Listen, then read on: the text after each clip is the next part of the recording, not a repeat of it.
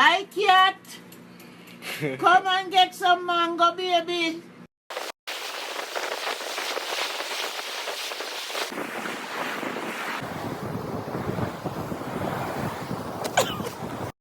One, two, 1, 2, 3.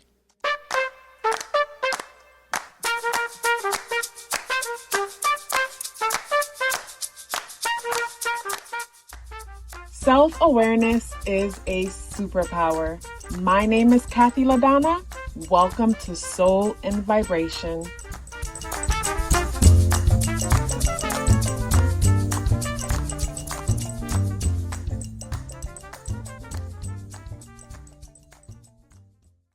I hope the free thinkers are doing well. And if you're not doing well, I'm happy to remind you that you are the most powerful person that you know. You are the most powerful person that you know because only you can create your reality. Hey guys, today is Wednesday, May 15th, and the energies in the day as up or reduced to number 1 vibration. If today is your birthday, happy birthday. So when it comes to the spirit animal, we are rocking with the lion energy. And it's interesting because yesterday was all about courage, was it? Yesterday or Monday, something about courage. And then today the lion energy comes out, and it comes out in the reversal position. But yesterday there was something around stagnant, wanting to recognizing something, but having a hard time moving forward when it comes to this thing. And today kind of feels similar. And when it comes to this energy, it brings me to, you know, how we say we can't unlearn what we've learned.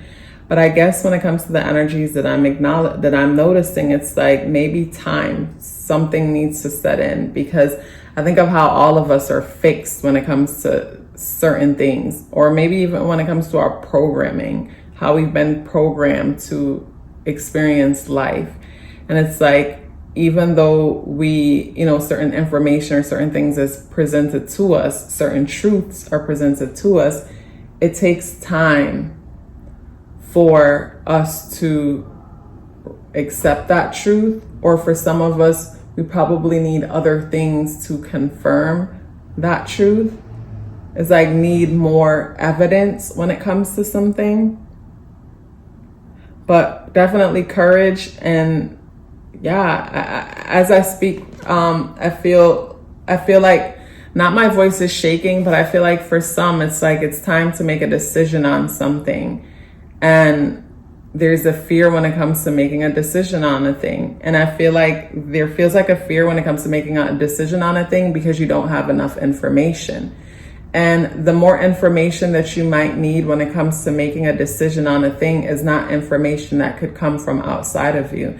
Like, I think of someone feeling like, okay, it's time to take action and do this thing, but I'm terrified about taking action and doing this thing because how do I know that XYZ won't happen? And it's like, you have to trust yourself, but you might feel like you can't trust yourself. And I feel like a person might feel like they can't trust themselves because there's certain things that they don't understand about their own mind. I think about the whole Pisces, Neptune, 12th house energy. And when that's strong within a person's chart, and it doesn't even have to be, there might be certain numbers that bring that similar energy. But I think about when a person gets to the point where it's like when it comes to people, they feel like they can't trust themselves when it comes to people. So this is where a person might meet someone and they really like the person, they're dating them, and then it doesn't work out and they're devastated and they feel like, I just can't trust people, whether it's romantic or platonic. And I feel like the reason why a person might have that feeling is that, number one, whenever, you know, whenever this person meets people, they don't allow enough time to get to know people. So instead, whenever they meet people, that Neptunian energy kicks in, that 12th house Pisces Neptunian energy kicks in, and they project onto people. So instead of seeing each person for who they are, because say the person, you know, don't trust themselves because everybody they've crossed paths with has betrayed them. If they allow themselves to be honest with themselves and they sit back and they reflect, the issues that came up in the end were present probably within the first few encounters. But for whatever reason, they chose not to see these things. And we have to be honest with ourselves about the fact that it benefits us to see what we want to see. It benefits us in the sense that there's a story in our head that we're trying to fulfill. There's a movie that we're creating in our mind. And we already have it written out clear. And we just need people to participate in it. So this person plays the part well because they look the part. They look the part, maybe height-wise, whatnot, or maybe certain things about them, certain credentials. There's things about them that make them qualify to even be a part of the movie. Be a part of the movie, whether they're playing your bestie or they're playing your wife, your husband, your mother, your father, whatever. Because we do this with people that, that we've known our whole life. This is where a person keeps getting disappointed by their mother, their father, their siblings, or whoever. These people are always, the mother, father, siblings are consistent with the way that they show up. But with the Neptunian energy, these people keep running their ideal movie of what an ideal daughter, son, mother, father, cousin would be. And then when these people step out of character, they feel betrayed. Where if only, they allow themselves to see these people as they're showing up and not how they want them to be, the disappointment wouldn't be there. Same thing with new relationships and connections. Instead of filling in the blanks for people and seeing who one wants to see because it benefits the person to see them the way they're seeing them, then they wouldn't get caught off guard and get disappointed and feel like they can't trust themselves when it comes to people, or can't trust people. I feel like when we say we can't trust people, it's because we can't trust ourselves to allow ourselves to see the truth in people. Because instead of seeing the truth in people, we tell stories, we make stuff up. Like people's masks slip way sooner than we think it does. We'll say, oh, you need 6 months to a certain amount of time for a person's mask to slip completely. If you're present and patient, within the first conversation, the first 2 conversations, you'll see all the reasons why y'all might have a hard time being friends, being together. It will show up. It's just, are you seeing it, or are you busy focusing somewhere else on something else, seeing this person and this thing as something that it's not? So when it comes to the square that's being made to the Mercury, the mind is in a position where it's like it's being challenged because the transformation that's needed isn't there. I was overhearing a conversation the other day. I forgot where I was in line, and I was overhearing a conversation as someone else was on the phone speaking to someone else. And the person was saying how they work with this person, and the person that they work with is saying how I guess men are demonic or something to that. And the person on the phone was saying how the person that they work with met some guy who's married with children and whatnot, knew he was married with children when she met him, but I think he promised her that he would leave or whatnot, and he didn't. And instead of acknowledging her role in it, she saw him as a demon and completely saw herself as the victim. And the person on the phone is saying how there's someone at their job who's gotten in trouble, and this is not funny, maybe it's a nervous laugh, who's gotten in trouble with AR a few times for sexual harassment or something to that. Or there's some, I don't know if they got in trouble, but I'm in line and I'm overhearing the conversation. I'm not going out of my way to listen, but it's there. And the person on the phone is saying how, I guess she's attracted to this guy, and she's attracted to this guy. She wants to date this guy. I don't know. I didn't get the details or whatever because it was my turn. But the point that I was trying to make, I'm sharing what I was hearing, and I don't feel like I was ear hustling. It came into my ear. Like there was nothing I could do to stop it from coming into my ear. But the point that I'm trying to make from sharing that is the person on the phone is talking about, like, I'm sure some of you know people like that in real life, or that might be you if you're being honest. Where it's like this person keeps making bad decisions, and instead of acknowledging that they don't make the best decisions, it's easier to see themselves as a victim. Where, you know, it goes back to the energy that I was just mentioning, where instead of seeing people, you know, seeing people as they are, because they fit the frame, they fit the mold, we, you know, tell ourselves whatever story we need to tell ourselves to keep fitting them in the mold. And then when they step out of character, then we feel like we've been betrayed. So I think of the story I was overhearing in line, where this young lady was supposed to be waiting on this person to leave their family to be with her. And maybe when she met the person, they say that they were in separation or they were getting a divorce or whatever. I don't know the whole story. But the point that I'm trying to make is that it was her responsibility to see her role in it, opposed to not seeing her role and instead saying that the person was a predator and they preyed on her. And maybe they did.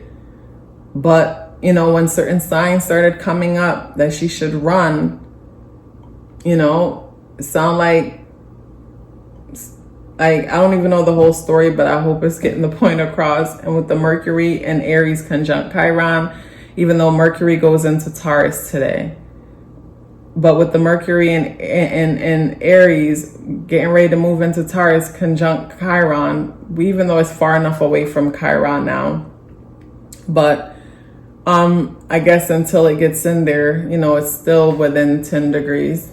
So it's still close enough to have an effect. But it just brings me to the importance of our mind and the stories we tell ourselves, and the importance of taking accountability. When I was listening to the story in the line, like, you know, and I was overhearing the story in the line, and I'm sure I wasn't the only one who heard it, you know, I was thinking to myself, like, damn, the person on the phone is all in that person's business. But at the same time, like, that story came up just now, and it's like, if it's what I'm trying to say, if it's the example that I'm trying to give. So I hope it stood out for someone. When it comes to the tarot, we have the Four of Cups in the reversal position. And in the reverse, in the upright position, this person's being offered something, but they're not receptive to what they're being offered. So it's like an intuitive guidance that will help create stability or security in some way. And they're not receptive because it's 4 cups, and 4 deals with stability and security. So it's like being offered something that will help with emotional security. Excuse me. Being offered something that will help with emotional security or stability, and not being receptive.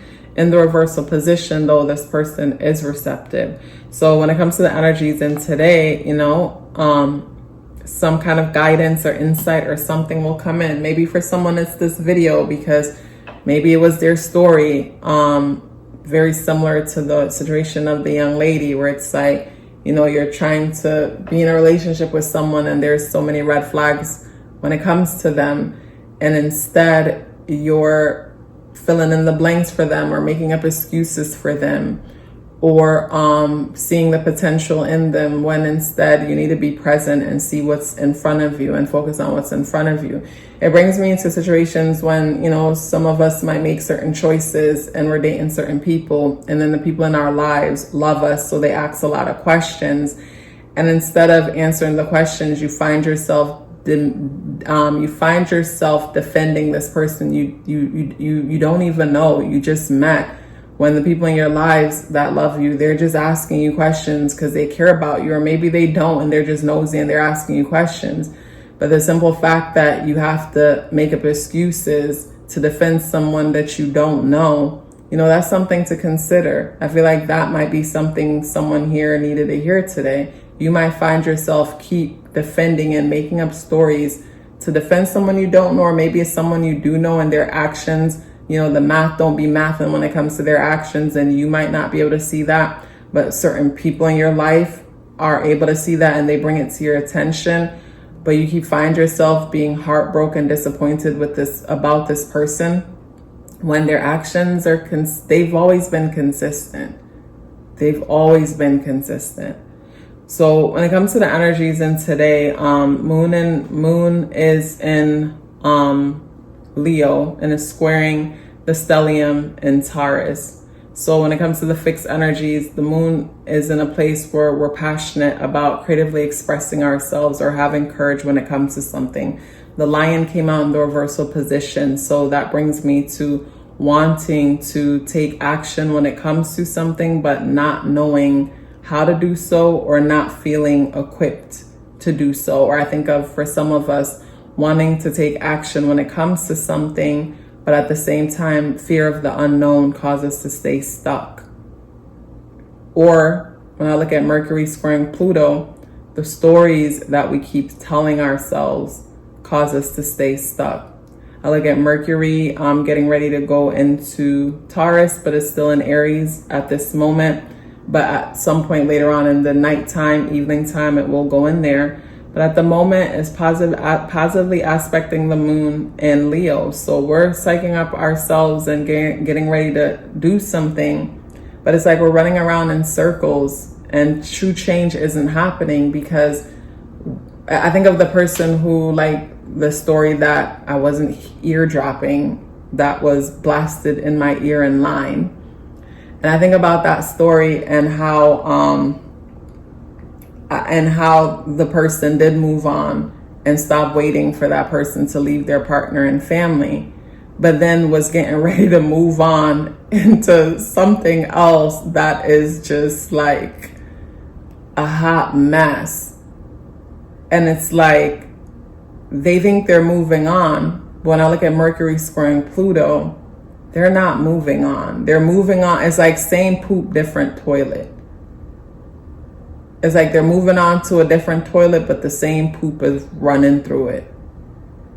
So that's something to consider today. It's like when it comes to a mindset on something, do you find that you keep having a reoccurring situation keep happening? Whether it's a reoccurrence when it comes to friendships where people keep betraying you, a reoccurrence when it comes to partnership, or reoccurrence when it comes to a job. I've seen a situation where a person kept having a reoccurrence when it comes to a car situation. It's like they would end up with a new car, but the same thing will happen with the new car. And I feel like the car is symbolic to how they move through life, how they maintain their goals and their dreams as they move through life. So it's like the same thing kept happening with different things, and the only common denominator was them. And it's not that, oh, they need to throw themselves away because they're the problem, but it's like something needs to be addressed when it comes to the mind, because it all starts from there. It all starts from there. And today's energy adds up to the number one vibration. So there's new ideas. So it's like the person at the job is ready to get with the guy that keeps getting called in for some kind of a sexual situation, harassment situation. And it's like, that's who you want to move on to next. And it's like, I'm not judging or anything, but I'm just listening to the conversation. I'm just listening to the person, and they might be telling the story in a wrong or whatever, but some of us might know someone that's very similar or might have been to that space where it's like, you know, you're going through something and your bestie going through something very similar, and you break up with that person, but then there's new drama with the next person, and it just never ends. And it's like, what is the common denominator? And it's not that, oh, you only attract this kind of person, but it's like, why do you only feel comfortable to invite that kind of person in? You know, you attract a variety of different people, but then you might only attract a certain kind of people in. And then in certain cases, we might only attract one kind of person. Because I was watching this video where this guy was talking about how predators pick their partners. And he was saying how he might give a woman a compliment, and depending on how she receives the compliment might turn him on or attract or repel him. Where it's like, if she receives the if she responds to the compliment in a way where you could tell that she thinks poorly of herself, he said he would automatically be turned off from that person, because he can tell that that person doesn't know their worth, and it's going to be a headache in a relationship for him, as he will have to keep reminding that person of their worth. It's going to be exhausting. And to me, yeah, if someone doesn't see something in themselves, then they're going to make you a liar when you keep trying to tell them that about themselves. And he was saying how a predator loves that in a person because that person's already broken down and already has those insecurities. So a predator gets to prey on that and enjoys the perks on that. So, you know, sometimes when we don't attract certain people, it's, you know, when we're like, why do we keep attracting one kind of person? I think of, you know, the work that needs to be done on ourselves to where the kind of person that we want to attract will find us attractive. It was such a pleasure sharing this message with you.